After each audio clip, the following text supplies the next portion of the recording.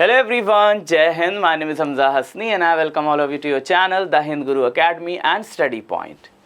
Reasoning में coding decoding का आज ये लास्ट प्रैक्टिस सेशन है और इसमें हम कुछ ऐसे क्वेश्चंस देखने जा रहे हैं जो प्रीवियस ईयर एग्ज़ाम्स में पूछे जा चुके हैं और जो थोड़ा सा टफ कैटेगरी में आ जाते हैं। ठीक है, तो चलिए देखते हैं कोडिंग डिकोडिंग में ज़्यादा से ज़्यादा क्या आ सकता है। ठीक है, तो अब यहाँ पर देखिए डायरेक्शंस हैं। डायरेक्शन लिखा है क्वेश्चन नंबर 11 to 15 के लिए। Study the following information carefully to answer the given question. कह रहे हैं नीचे जो इन्फॉर्मेशन दी गई है उसे ठीक से पढ़िए और क्वेश्चंस जो दिए हैं उनके आंसर करिए। कह रहे हैं in a certain code very large risk associated is written as न्यूटारोगी। ठीक है, चलिए risk is very low is written as जी से न्यूमी। Is that also associated is written as ta mi po fu. Inherent risk also damaging is written as fu nu di u. All codes are two letter codes only. ठीक है, सारे codes two letter codes हैं। ठीक है, अब यहाँ पर ये तो समझ में आ गया कि ये वर्ड्स की डायरेक्ट कोडिंग की गई है। ठीक है, क्वेश्चन क्या है, किस तरह का आ रहा है, which of the following represents risk also large. ठीक, इसमें कौन सा है जो रिस्क ऑल्सो लार्ज को रिप्रेजेंट कर रहा है। ठीक, चलिए तो सबसे पहले हम ये निकाल लें कि कौन सा वर्ड कौन सा कोड किसके लिए है। ठीक, इसके लिए क्या करना होगा कि सबसे पहला काम ये है कि इनमें जो सिमिलर वर्ड्स हैं उनको पहले आप अंडरलाइन कर लीजिए या सर्कल कर लीजिए। जैसे वेरी यहाँ पर देखिए सिमिलर मिला। ठीक है, लार्ज यहाँ तो नहीं मिल रहा है, रिस्क यहाँ पर सिमिलर मिला, दो वर्ड्स यहाँ सिमिलर मिल गए। ठीक है, अब आप ये देखिए कि यहाँ जो वेरी है, ठीक है, और यहाँ जो वेरी है, इन दोनों के लिए कॉमन क्या है। तो आप देख रहे हैं यहाँ पर नू आ रहा है वेरी के लिए। ठीक है, फर्स्ट वर्ड है ना वेरी, उसके लिए नू आ रहा है, और यहाँ पर वेरी जो है थर्ड वर्ड है उसके लिए नू आ रहा है। तो मतलब क्या हुआ कि वेरी जो है वो नू है। हम अपने हिसाब से अगर लिखना चाहें तो लिख सकते हैं, लेकिन ऐसे अगर माइंड में रख सकते हैं तो माइंड में रख लीजिए। ठीक है, अब रिस्क हमें सिमिलर वर्ड मिल रहा है तो देखते हैं यहाँ पर थर्ड वर्ड रिस्क है, तो यहाँ थर्ड जो कोड है वो रो है, RO रो है ना, तो रिस्क हो गया रो। अच्छा, यहाँ पर भी देख लीजिए, इससे ये ना हो कि आप कंफ्यूज हो, क्या यही सेम है यहाँ पर भी वेरी।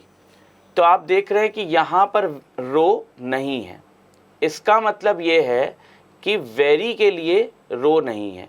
तो ऐसा क्या सिमिलर है यहाँ पर भी और यहाँ पर भी जो हम वेरी को मान सकते हैं।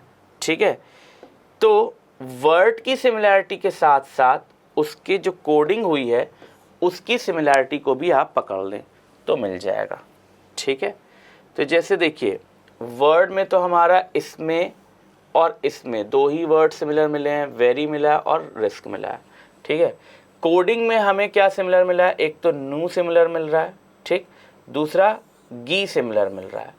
अब न ये सिमिलर है न ये, है ना, तो इसका मतलब वेरी और रिस्क के लिए हमारे पास कौन से वर्ड्स हैं, नू है और गी है। अभी कंफ्यूज हो सकते हैं आप, कंफ्यूजन बन सकता है क्योंकि अभी वेरी और रिस्क के लिए हमें ये पता है कि नू और गी है, पर अभी ये श्योर नहीं है कि वेरी के लिए गी है रिस्क के लिए नू है या वेरी के लिए नू है रिस्क के लिए गी है, क्योंकि इन्होंने एकदम एग्जैक्ट सीक्वेंस में नहीं रखा है। ये तो इससे समझ में आ गया।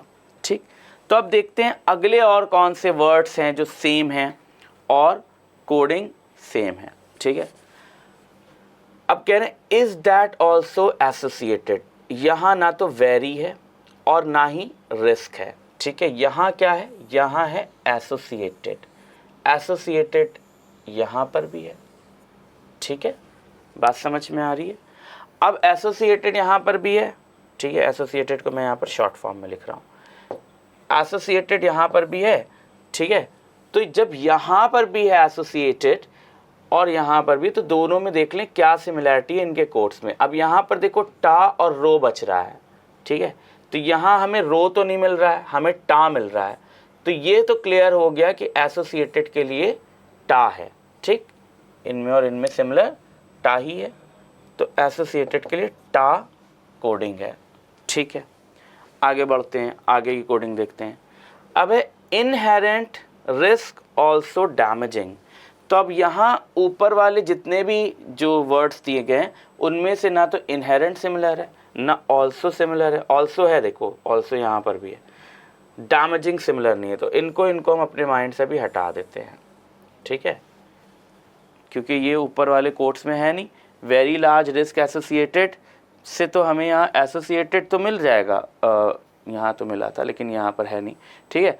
और इनहेरेंट हमें यहाँ ना ऊपर मिला ना यहाँ मिला, है ना। ऑल्सो भी ना यहाँ मिला ना यहाँ मिला, यहाँ मिल रहा है, देखो ऑल्सो मिल रहा है, ठीक है। रिस्क भी मिल रहा है। चलो अब हम क्या करते हैं, हम देखते हैं, यहाँ पर हमें समझ में आ गया कि रिस्क के लिए या तो गी था या नू था, अभी ये क्लियर नहीं था, ठीक है। यहाँ पर वही सेम चीज़ बन रही थी, क्लियर। अब एसोसिएटेड के लिए हमने क्लियर कर लिया था टा है, ये जो लास्ट वाला हमारा है इसमें से टा निकल गया, ठीक है। अब इसमें जो बच रहा है वो मी पो फू बच रहा है। ऑल्सो अगर हमें निकालना है, यहाँ पर हम देखें, यहाँ पर हमारा मी कहीं नहीं है, फू है, तो फू सिमिलर हो गया ऑल्सो के लिए, है ना। तो यहाँ पर हमें ऑल्सो भी मिल गया, क्या है भाई, ऑल्सो क्या है, फू है, ऑल्सो फू है, ठीक है। अब रिस्क के लिए अगर हम देखें तो यहाँ इसमें और इसमें कौन सा कोड सिमिलर है, तो देखो नू सिमिलर मिल रहा है इसमें और इसमें, ठीक है। इसमें वेरी तो है नहीं, इसमें नू सिमिलर मिल रहा है, इसका मतलब रिस्क के लिए नू है, ठीक है। रिस्क के लिए क्या है, नू है। तो अब ये क्लियर हो गया कि वेरी के लिए गी है, क्लियर हो गया। तो ऐसे हमें मैच करके निकालना है, ठीक है। एक एक वर्ड को आप देखिए आगे उसके लिए क्या है, कौन सी कोडिंग है, इस तरह से करके निकालना है, ठीक है। आप चाहें तो मैं इसको एक बार फिर से बता सकता हूं ताकि आपके लिए क्लियर हो जाए, और हर बार मैं कलर चेंज कर लेता हूं ताकि आप देख पाएँ। देखिए मुझे निकालना था वेरी, यहाँ पर कॉमन मिल रहा था, मुझे कॉमन देखना था, ठीक है। आप ऐसा कर सकते हैं, सारी जगह एक साथ कॉमन देख सकते हैं। तो वेरी इन दो की जगह और कहीं कॉमन नहीं है, ठीक है। तो अब इसकी कोडिंग में आप देखें नीचे और ऊपर क्या क्या कॉमन है। तो वेरी और रिस्क दो ही वर्ड्स यहाँ कॉमन मिल रहे हैं इन दो में, और कोडिंग में क्या कॉमन मिल रहा है, नू कॉमन मिल रहा है ना, नू कॉमन मिल रहा है, और गी कॉमन मिल रहा है, गी या जी जो भी पढ़ लीजिए, ठीक है, NUGI ये कॉमन मिल रहा है। इसका मतलब यही तो हुआ ना कि अभी हमारे पास ये चीज़ डिलेमा में है कि वेरी और रिस्क इन दोनों के लिए हमारे पास जो कोडिंग है वो जी और नू है, वो दोनों में से किसी, ये नू इसकी भी हो सकती है, इसकी भी हो सकती है, ये जी इसकी भी हो सकती है, इसकी भी हो सकती है, किसकी ये कन्फर्मेशन आगे मिलेगी, ठीक है। अब ये चीज़ यहाँ से निकल के आई। अब दूसरी चीज़ हमें जो निकालना है वो क्या है, फिर से मैं इसलिए बता रहा हूँ ताकि आपकी कन्फ्यूज़न बिल्कुल दूर हो जाए। अब जब हम तीसरे वाले में आए तो हम देख रहे हैं कि यहाँ पर एक वर्ड है एसोसिएटेड। क्या वर्ड है, एसोसिएटेड, जो इससे इसका सेम हो गया, एसोसिएटेड सेम हो गया ना। अब इसमें और इसमें एसोसिएटेड सेम है, बाकी आप अगर देखें तो इज़ दैट ऑल्सो, इससे कोई वर्ड नहीं सेम मिल रहा है और ना इसमें कोई वर्ड सेम मिल रहा है, तो हम एसोसिएटेड को निकाल सकते हैं। अब हम देखें कि एसोसिएटेड के लिए जो यहाँ पर कोडिंग हुई है उसकी कोडिंग में और इसकी कोडिंग में क्या चीज़ सेम आ रही है। तो देखिए यहाँ पर कोडिंग में टा है जो सेम आ रहा है, ठीक है, बाकी कुछ सेम आ रहा है नहीं आगे, क्योंकि मी है, पो है, फू है, तो यहाँ ना तो मी है, ना पो है, ना फू है, टा ही है सेम। तो एसोसिएटेड के लिए कोडिंग क्या हो गई, टा। तो ये तो हमारे लिए क्लियर हो गया कि एसोसिएटेड के लिए कोडिंग है टा। ठीक है, चलिए अब अगले वर्ड पर आए। अगले वर्ड पर जब हम आए तो अगले वर्ड में क्या हुआ हमारे साथ कि इनहेरेंट वर्ड ऊपर कहीं है ही नहीं, ना इस लाइन में देखिए इनहेरेंट मिला, ना इस लाइन में मिला। तो इनहेरेंट की कोडिंग क्या है अभी हमें इसको जानने की ज़रूरत नहीं, इसलिए हमने इसको हटा दिया। ठीक है, और डैमेजिंग वर्ड भी ऊपर दोनों जगह नहीं मिला, तो इसकी भी कोडिंग अभी हमने हटा दिया। ठीक, हमें क्या मिला यहाँ पर, रिस्क और ऑल्सो जो कि ऊपर है, तो हमने यहाँ पर रिस्क को लिया। अब यहाँ क्या सेम है, देखिए यहाँ रिस्क के लिए हमने क्या निकाला था, या तो नू होगा या जी होगा। तो इसकी कोडिंग में हम देख लें कि नू है या जी है, तो इसकी कोडिंग में जी तो है ही नहीं, इसकी कोडिंग में नू है ना। इसका मतलब ये तो 100% श्योर हो गया कि रिस्क के लिए क्या है, नू है। ठीक है, क्या श्योर हो गया कि रिस्क के लिए नू है। अब जब रिस्क के लिए नू है तो यहाँ पे ऑलरेडी अगर आप देखें तो नू मिल गया रिस्क के लिए, है ना, टी मिल गया एसोसिएट के लिए। अब यहाँ रो और जी बचा है, क्या बचा है, रो बचा है और जी बचा है। तो एक ये चीज़ हो सकती है यहाँ कि जी जो है रो और जी में, वेरी में कन्फ्यूज़न हो सकता था, बट क्योंकि वेरी आगे मिल गया और आगे हमें रो नहीं मिल रहा, जी मिल रहा, इससे ये भी क्लियर हो गया कि वेरी के लिए जी है। ठीक है, इतनी बात क्लियर। चलिए अब आगे बढ़ते हैं। जब ये क्लियर हो गया, ये मैं एक्सप्लेन कर रहा हूँ इसलिए टाइम लग रहा है, वरना करने में आपको ज़्यादा देर नहीं लगेगी, आप आराम से क्लियर कर लेंगे। अब अगले में हमें रिस्क मिल गया, ऑल्सो भी यहाँ पर देखिए है, ऑल्सो भी यहाँ है। ठीक है, ऑल्सो यहाँ है और कहाँ है, यहाँ है, दो जगह ऑल्सो है। ठीक है, तो अब देखते हैं कि इसकी कोडिंग में और इसकी कोडिंग में और क्या सेम है, क्या चीज़ सेम है जिससे ऑल्सो निकल के आएगा। तो ऑल्सो या तो मी हो सकता था, तो मी यहाँ है नहीं, या पो हो सकता था, पो भी यहाँ नहीं है, या फू हो सकता था, तो फू यहाँ है। यानी कि ऑल्सो के लिए क्या है, फू। ऑल्सो के लिए क्या हो गया भाई, फू। ठीक है, तो ये वर्ड्स हमारे लिए एकदम क्लियरली निकल करके आ गए। अब इन वर्ड से रिलेटेड देखिए, हम आगे क्वेश्चन में अगर है तो हम आराम से कर लेंगे, नहीं है तो हम और चीज़ें फिर निकालने की कोशिश करेंगे। तो क्वेश्चन कह रहा है कि कौन से यहाँ पर हैं जो रिस्क ऑल्सो लार्ज को रिप्रेजेंट करेंगे। तो रिस्क ऑल्सो लार्ज को क्या रिप्रेजेंट करेगा, रिस्क के लिए हमारे पास नू होना चाहिए, ऑल्सो के लिए फू होना चाहिए, और लार्ज यहाँ देखिए अभी हमने नहीं निकाला है।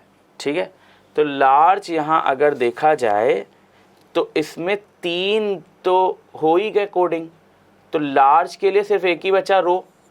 तो ये भी क्लियर हो गया कि लार्ज के लिए क्या है, रो है। ठीक है, तो किसकी कोडिंग करना था, रिस्क ऑल्सो लार्ज। तो रिस्क नू ऑल्सो फू और लार्ज रो, तो नू फू रो जहाँ आ जाएगा वो आंसर हो जाएगा। तो देखिए नू फू पो है, नहीं होगा, नू जीरो नहीं होगा, नू फू रो जहाँ होगा वो आंसर होगा, जो कि ये है फू नू रो। ठीक है, नू फू रो जहाँ होगा वही आंसर होगा, बाकी कोई आंसर नहीं हो सकता। क्लियर, आ रही बात समझ में, कैसे हुआ ये। ओके, तो इस तरह से है। चलिए आगे बढ़ते हैं। तो कोडिंग डिकोडिंग में ज़्यादा से ज़्यादा टफ इसी तरह का आ सकता है। What is the code for very, तो हमने यहाँ वेरी का कोड तो निकाल रखा है ना, क्या है, जी। तो वेरी का कोड क्या है भाई, जी। आंसर क्या हो गया, ई। ठीक है, नेक्स्ट क्वेश्चन क्या है, what is the code for associated, तो हमने एसोसिएटेड का भी कोड निकाल रखा है, क्या है, टा। एसोसिएटेड का कोड है टा, तो आंसर बी हो गया, टा। एक ही बार देखिए कोडिंग समझना है, बाकी क्वेश्चंस आप एक साथ 5 फिर खटाखट कर लेंगे। What does the code D stand for? Either damaging or inherent, inherent also low risk. चलिए अब डी किसके लिए स्टैंड हो रहा है? तो हमने देखिए अभी किसी को भी कोड यहाँ पर डी नहीं किया, तो पहले तो हम देखें डी कहाँ पर है कोड।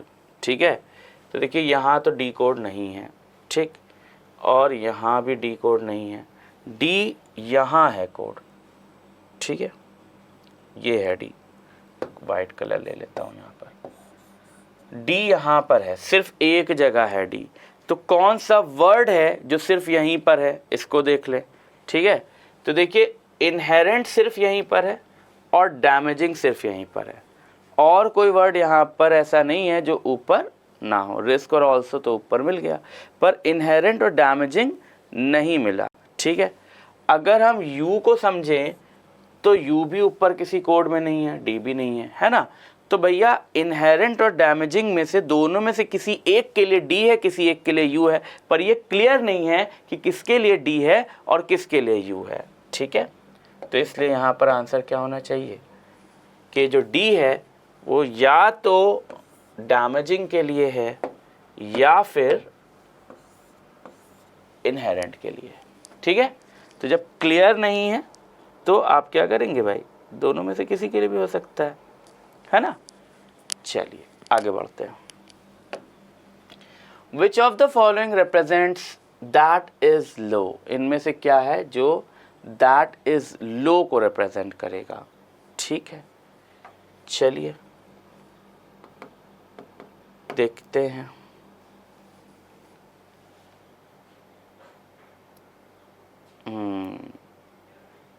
तो देखिए दैट इज लो इन्होंने पूछा है।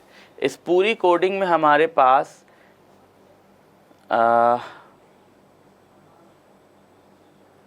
इस तो है, देखो चलिए समझते हैं। दैट इज लो को कह रहे हैं ना, वाइट कलर ले लेते हैं। यहाँ देखिए इज है, ठीक है, और यहाँ पर लो भी है।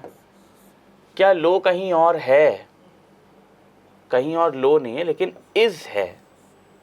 ठीक है, तो इसका मतलब हमें इज की कोडिंग मिल सकती है।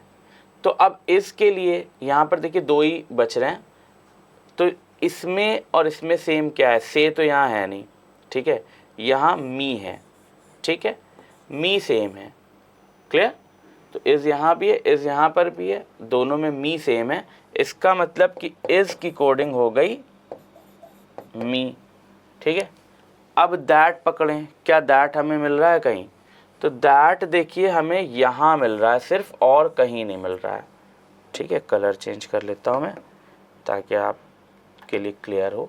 तो दैट हमें सिर्फ यहाँ मिल रहा है, और मज़ेदार बात यह है कि यहाँ तीनों वर्ड्स की कोडिंग हमें पता चल चुकी है, यानी जो कोडिंग बची वो दैट की होगी। तो दैट की कोडिंग में बचा कौन है? पो बचा है। इसका मतलब दैट क्या हो गया? पो हो गया। ऐसे देखिए निकालना पड़ता है ना। तो दैट इज लो का पूछ रहा है, क्या पूछ रहा है? That is low. ठीक है, अच्छा लो का हमने नहीं निकाला था, लो की भी एक ही कोडिंग बची है, से। यहाँ पर से ही वर्ड बचा है लो के लिए, तो लो का से हो गया। तो दैट इज लो का क्या बन गया? पो मी से। पो मी से जहाँ मिल जाए समझ जाइए वो दैट इज लो की कोडिंग है। तो दैट इज लो की कोडिंग पो मी से। तो पो मी डी मिला नहीं है, पो मी से यहीं पर मिल रहा है B. B is the right answer. यहाँ पो मी से नहीं मिल रहा है, यहाँ पो मी से नहीं मिल रहा है, यहाँ पो मी से नहीं मिल रहा। हाँ ये ज़रूर याद रखिए, इसमें इन्होंने सीक्वेंस में नहीं रखा है कहीं पर भी कि आप ढूंढे पो मी से सीक्वेंस में हो तभी आंसर है, नहीं, सीक्वेंस इधर उधर किया है इन्होंने। वर्ड्स कोड बस याद रखना है कि कौन सा कोड है। ठीक है, तो आंसर क्या हो गया? पो मी से। चलिए, तो ये वाला खत्म हुआ क्योंकि इसमें 5 ही क्वेश्चन थे उस कोडिंग में। अब नया कोडिंग यहाँ पर नहीं आ गई। अगला क्वेश्चन क्या है? In a certain language sun shines brightly is written as बालोसल। Houses are brightly lit as काडो उला आरी बा। and light comes from sun as dopey, cup, low, mo. What are the code words for sun and brightly? चलिए निकाल सकते हैं आप बहुत आसानी से। तो पहले तो हमें सेम देखना है कि सेम क्या है। जैसे कि सन है, सन यहाँ पर मिल रहा है ना, और यहाँ सन नहीं मिल रहा है, ठीक है, यहाँ सन मिल रहा है, ठीक है, तो तीन ही है ना। हाँ, सन शाइन्स ब्राइटली है, हाउसेज आर ब्राइटली लिट है, और लाइट कम्स फ्रॉम सन, है ना, बस इतना ही है। तो सन यहाँ और थर्ड वाले में सेम है। तो आप देखिए इसकी कोडिंग जो ये है और इसकी कोडिंग जो ये है, इनमें क्या सेम है। तो देखिए बा तो यहाँ सेम नहीं मिल रहा है ना, लो यहाँ सेम मिल रहा है, सिर्फ लो सेम मिल रहा है, ठीक। तो लो सेम मिल रहा है, बा वाले को हम इरेज कर देते हैं अभी। तो लो सेम मिल रहा है, इसका मतलब सन के लिए हमारे पास जो वर्ड होना चाहिए वो होना चाहिए लो, ठीक। ये मिल गया, क्लियर। अब आते हैं दूसरे वर्ड की कोडिंग में। दूसरा वर्ड हमारा है शाइन्स। तो देखिए शाइन्स यहाँ मिल रहा है, दूसरे में शाइन्स नहीं है, ठीक है। अच्छा, हमें शाइन को देखना भी नहीं है क्योंकि हमें सन और ब्राइटली के लिए पूछा गया है कोड। तो इधर उधर टाइम वेस्ट मत करिए, दूसरे वर्ड्स देखिए ही मत। सन का कोड मिल गया लो, ठीक है। अब वैसे भी यहाँ अगर आंसर देखना चाहें, जल्दी में करना चाहें, तो आपको समझ में आ जाएगा ए और सी नहीं, हाँ ए ही हटा है अभी, बी सी और डी हैं अभी ऑप्शन में, ठीक है। तो हमें ब्राइटली का कोड बस निकाल लेना, हो जाएगा काम। तो ब्राइटली हमें कहाँ मिला, यहाँ मिला और सेकेंड वाले में मिला। तो हम देख लें कि फर्स्ट वाले में और सेकेंड वाले में कौन सा कोड सेम है। तो देखो एस यहाँ पर ब सेम मिल गया, ब सेम मिल रहा है, ठीक है। और कुछ सेम मिल रहा है क्या, सुल है ही नहीं यहाँ कहीं, इसका मतलब ब्राइटली के लिए बा है ना। तो सन के लिए क्या हो गया, लो हो गया, ब्राइटली के लिए क्या हो गया, बा हो गया, ठीक है। तो जहाँ ब और लो मिल जाए वही कोड है, ठीक। और अच्छा, अब यहाँ पर एक और इन्होंने कन्फ्यूज़न रखी है, उसको भी क्लियर करिए आप। देखिए बा और लो मिल जाए, है ना, तो पहले तो ये गड़बड़ हो गया, ये भी गड़बड़ हो गया। अब यहाँ देखिए, यहाँ पे भी लो और बा है, यहाँ पे भी बा और लो है ना। तो इन्होंने क्या कर रखा है, इन्होंने कोडिंग उल्टे से किया है, यानी लास्ट में जो वर्ड आ रहा है उसे इन्होंने यहाँ पर पहले रखा और फिर सन के लिए इन्होंने लो रखा, और ऐसे, है ना। यहाँ पर क्या किया इन्होंने, देखिए मतलब इन्होंने एक तरह से जगह चेंज किया है। यहाँ देखिए ब्राइटली सेकंड लास्ट वर्ड था पर इन्होंने लास्ट में रखा है ना। और यहाँ पर क्या है, सन लास्ट वर्ड था, इन्होंने सेकंड लास्ट में रखा है, यानी इन्होंने जगह पलटी है, सीधा सीधा नहीं लिखा। तो सन और ब्राइटली के लिए जो बनेगा, लेकिन इन्होंने तो वर्ड ही पूछा है ना, ये ऑप्शन गलत दे दिया इन्होंने भाई। लो और बा है, ऑप्शन गलत दे दिया इन्होंने, क्योंकि फिर तो आंसर ये भी हो सकता है, ये भी हो सकता है, क्योंकि इन्होंने वर्ड्स पूछे ना, टर्म्स, कॉमा लगा दिया। ये थोड़ी कहा कि एक साथ लिखना है। गलत दिया है इन्होंने, क्योंकि फिर ये ऑप्शन कुछ और होना चाहिए था। चलिए इस क्वेश्चन को हटा देते हैं, क्योंकि कोड की बात किया तो सन के लिए लो है, ब्राइटली के लिए बा है, इन दोनों में से कोई भी आंसर हो सकता है। इन्होंने ये थोड़ी कहा कि सन ब्राइटली कैसे लिखेंगे।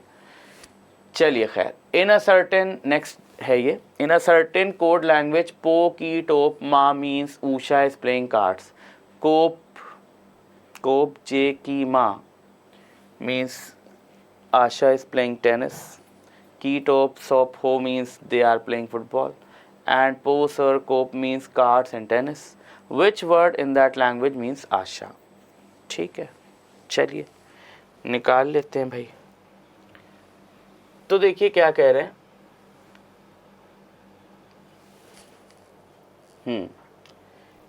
कह रहे हैं, पहले तो आप सिमिलर देख लीजिए, यहाँ पर वर्ड्स कौन कौन से सिमिलर आ रहे हैं। इज सिमिलर है, ठीक है, प्लेइंग सिमिलर है, ठीक, कार्ड्स और टेनिस अलग हो गए। क्लियर? तो ये सिमिलैरिटी देखने के बाद हम देख लेते हैं कि क्या है। तो पो की टोप माँ का मतलब ये है ना, और कोप जे की माँ का मतलब ये है। तो दोनों में सिमिलर क्या है, इनमें और इनमें?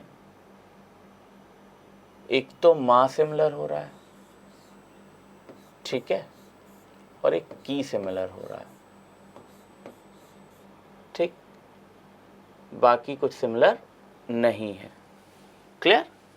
इसका मतलब कि इज प्लेइंग इनके लिए, क्योंकि हमें पूरा निकालना नहीं है इसलिए हम अलग अलग नहीं कर रहे हैं, की और माँ है, राइट, की और माँ है। आप दोनों में से किसी के लिए भी हो सकता है, की और किसी के लिए भी माँ। ये तो क्लियर हो गया। अब अगली कोडिंग पर आइए। कह रहे हैं की टोप सोप हो means they are playing football, ठीक है। तो अब देखिए यहाँ से ऊपर अगर देखा जाए तो सिर्फ एक प्लेइंग वर्ड ही सेम हो रहा है ना, सिर्फ प्लेइंग वर्ड सेम हो रहा है।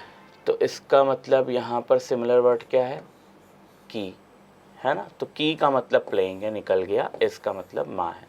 चलिए अब टॉप सॉप हो क्या है आगे देखा जाएगा बाद में, ठीक है। आगे क्या आ रहा है, एंड पोस और कोप मीन्स कार्ड्स एंड टेनिस, ठीक है। अब पोस और कोप मीन्स कार्ड्स एंड टेनिस। तो देखिए कार्ड्स यहाँ से सिमिलर हो रहा है ना। तो अगर हमें कार्ड्स का निकालना है कोड, तो हम देखें इसमें सोप्स और कोप में और इसमें क्या सेम है, तो कोप सेम है, कोप सेम है। इसका मतलब कार्ड्स की मीनिंग क्या निकल गई, कार्ड्स की कोडिंग क्या निकल गई, कोप, ठीक है। और टेनिस की अगर निकालना है तो यहाँ और यहाँ से सिमिलैरिटी देखेंगे क्या है ना। तो पो सर और इसमें क्या है, एक मिनट ऊपर जाना पड़ेगा।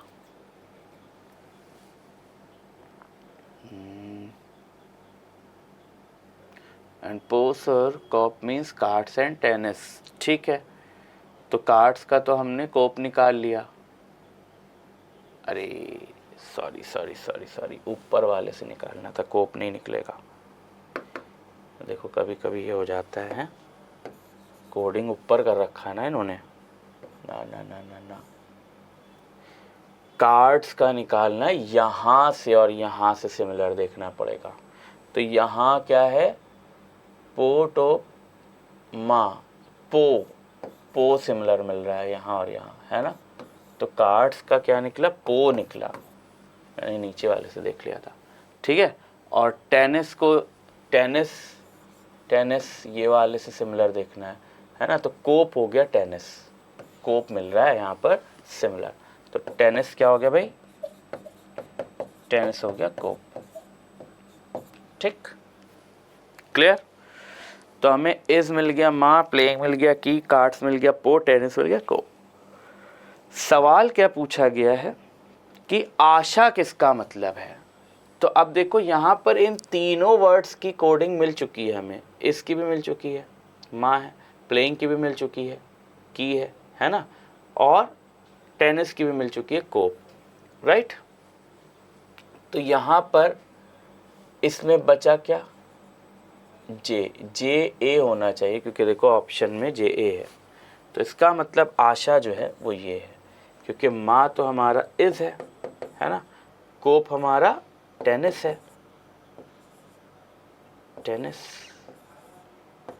और टॉप का हमने निकाला नहीं है, पर इतना तो क्लियर है कि टॉप इसकी कोडिंग में है ही नहीं, ठीक है। तो जा इज द राइट आंसर है, क्लियर, ऐसे होगा। चलिए आगे बढ़ते हैं। फिर कह रहे हैं इन अ सर्टेन लैंग्वेज मी लो पो means Anu waits Vinay and P to low means Vinay comes here. Which word in that language means come? बढ़िया, चलिए देखते हैं। फिर वही कोडिंग है, मी लो पो मीन्स अनु वेट्स विनय और P Tolo means Vinay comes here. तो दोनों में सेम क्या हो रहा है, दोनों में सेम हो रहा है विनय, विनय यहाँ भी है, विनय यहाँ भी है। कोडिंग देख लेते हैं दोनों में क्या सेम है। तो मी तो यहाँ सेम नहीं मिल रहा है ना, पो भी सेम नहीं मिल रहा, सिर्फ लो सेम है।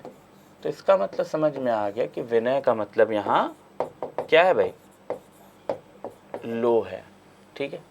Which word in that language means come. अब इनमें से कौन सा वर्ड है जिसका मतलब है कम। तो देखो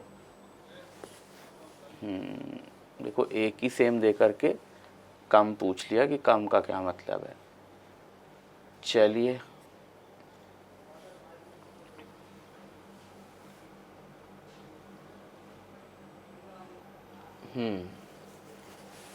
तो मी लो पो मीन्स विनय हो गया, लो मीन्स विनय हो गया। ठीक है। अब इसमें अनु का मतलब या तो मी हो सकता है और वेट्स का मतलब हो सकता है पो, ऐसे मान के चलते हैं, किसी का भी कुछ भी हो सकता है ना। और पी टो लो मीन्स हो गया विनय कम से। तो देखिए यहाँ पर क्लियर नहीं होगा। ठीक है, क्योंकि आपका और कोई वर्ड की सिमिलैरिटी मिल नहीं रही है। तो या तो पी का मतलब हो जाएगा या टो का मतलब हो जाएगा कम, आंसर हो जाएगा ई, क्योंकि क्लियर है ही नहीं, है ना। तो या तो पी का मतलब है या फिर टो का मतलब है। क्लियर है। तो कभी कभी ऐसे भी क्वेश्चन जानबूझ के दिए जाते हैं कि वो आपको फंसाए जाए। राइट, आगे बढ़ते हैं। अब क्या है, चलिए अब ये वाली डायरेक्ट सिंबल कोडिंग वाला आ गया।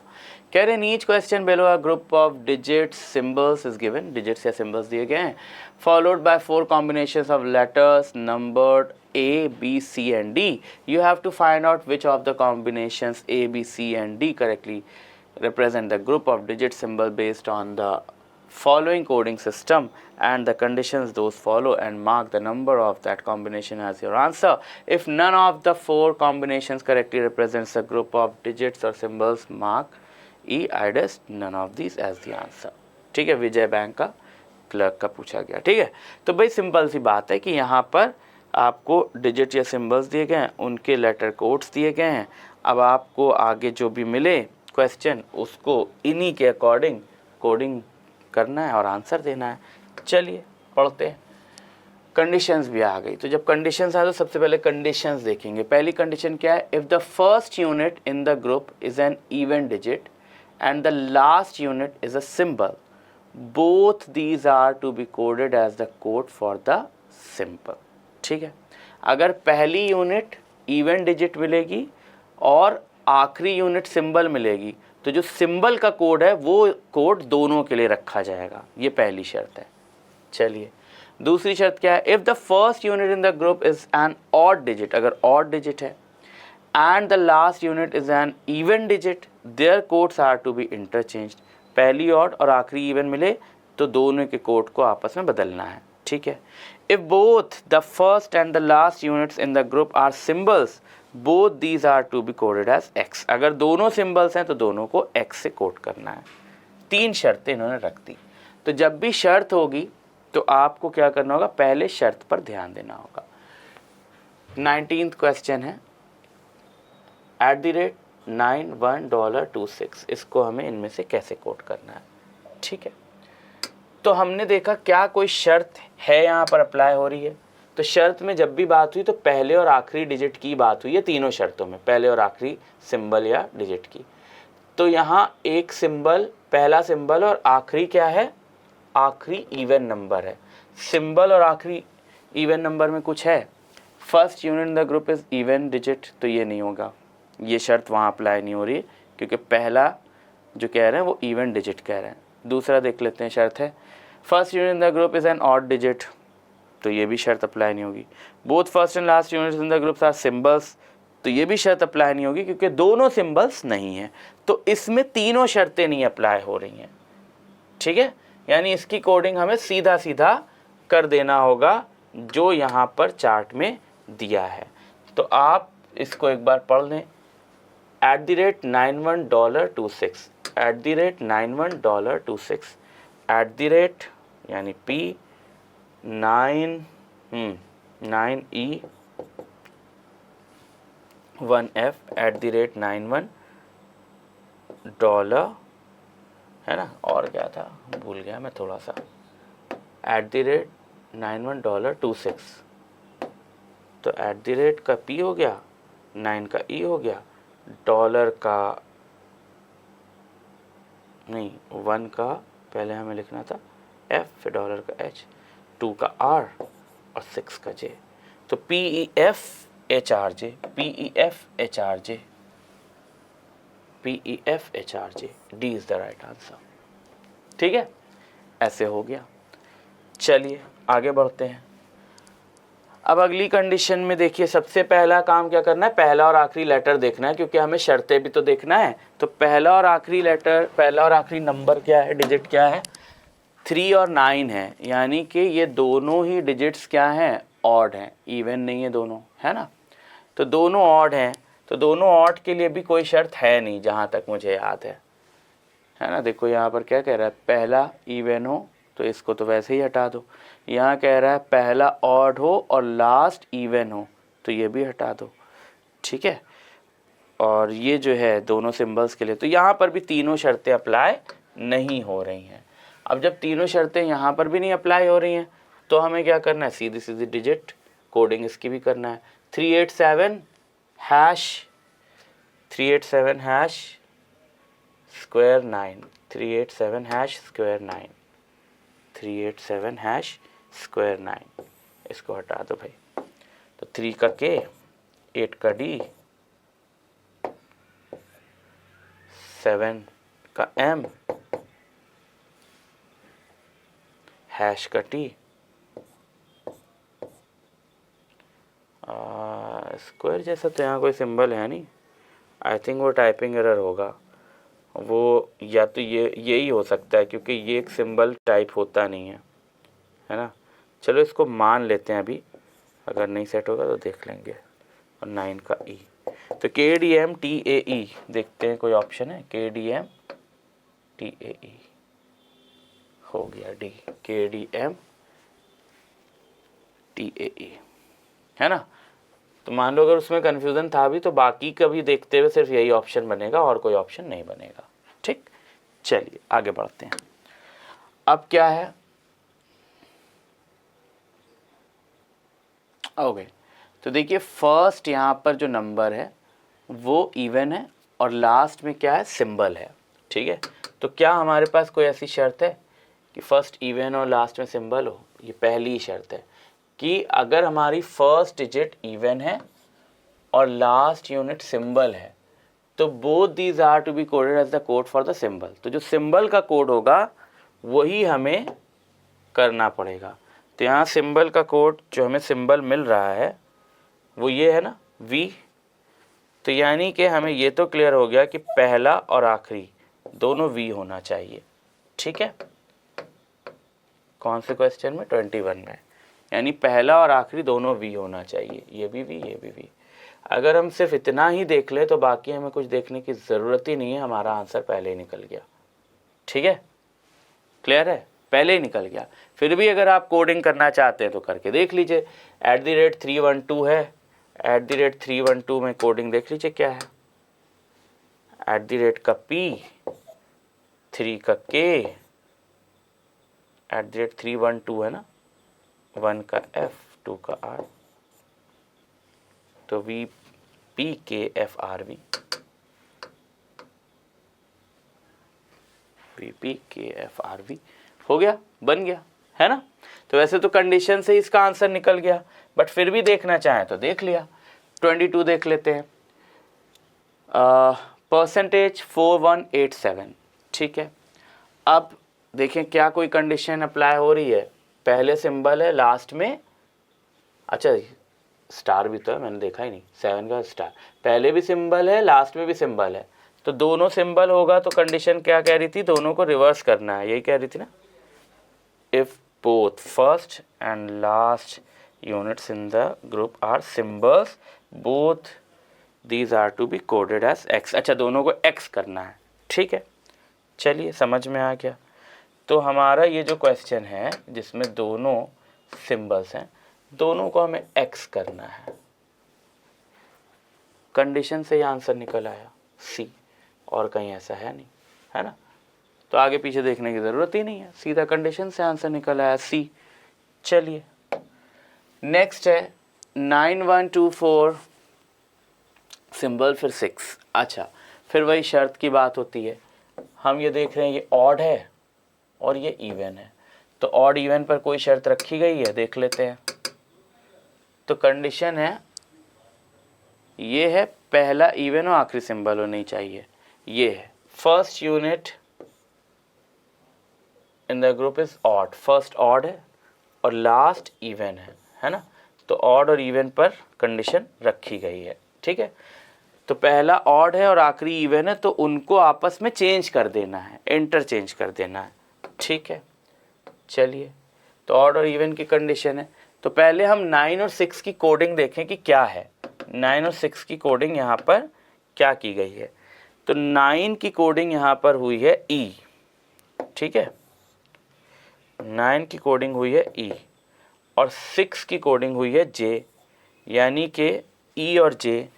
लेकिन हमसे शर्त कह रही कि इन्हें हमें रिवर्स कर देना है, यानी हमारा पहला कोड होना चाहिए जे और आखिरी कोड होना चाहिए ई, है ना। चलिए, तो पहले हम इतना ही देख लें, अगर इतने से ही आंसर मिल जा रहा है तो बहुत अच्छी बात है। पहला कोड होना चाहिए जे, आखिरी होना चाहिए ई, इतने से ही आंसर मिल गया, तो B is the right answer. Condition से ही आंसर मिल जाएगा, अगर कंडीशन से मिल जाए तो आगे पीछे जाने की ज़रूरत है ही नहीं। 24 देखते हैं।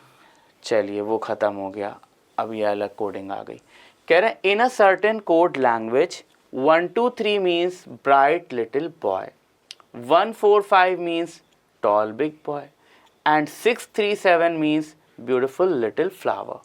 विच digit in that language means bright.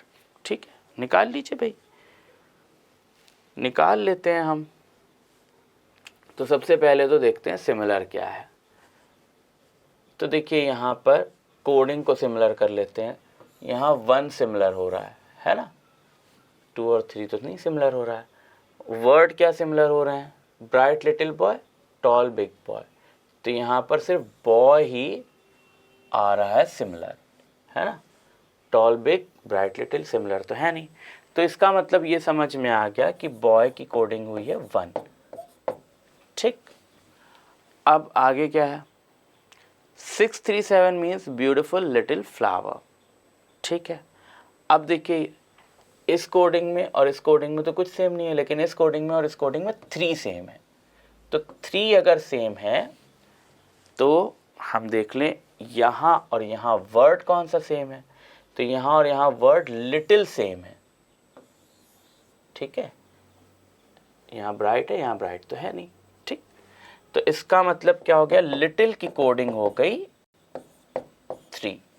हमसे सवाल क्या किया गया है, ब्राइट की कोडिंग क्या है ना, ब्राइट को कौन सा डिजिट रिप्रेजेंट कर रहा है। तो अगर इस कोडिंग के अंदर देखें तो 1 और 3 तो निकल ही गया, 1 बॉय के लिए 3 लिटिल के लिए, बचा 2, 2 हो गया ब्राइट के लिए, सिंपल सी बात है ना। तो आंसर क्या है, बी 2। क्लियर, ऐसे होगा। चलिए नेक्स्ट देखते हैं, ये लास्ट क्वेश्चन है आज की प्रैक्टिस का, और अब हम नेक्स्ट चैप्टर स्टार्ट करेंगे, सीरीज स्टार्ट करूंगा मैं, alphabetical series and number series, ठीक है। चलिए, क्वेश्चन नंबर 25 है, in a certain code 975 means throw away garbage, 528 means give away smoking, and 213 means smoking is harmful. Which digit in that code means smoking? ठीक है, वही same तरीका। पहले इसमें और इसमें देखें क्या कोई कोड सेम है, तो भाई सिर्फ 5 हमें सेम मिल रहा है, और कुछ सेम मिल रहा है, नहीं मिल रहा है, ठीक है।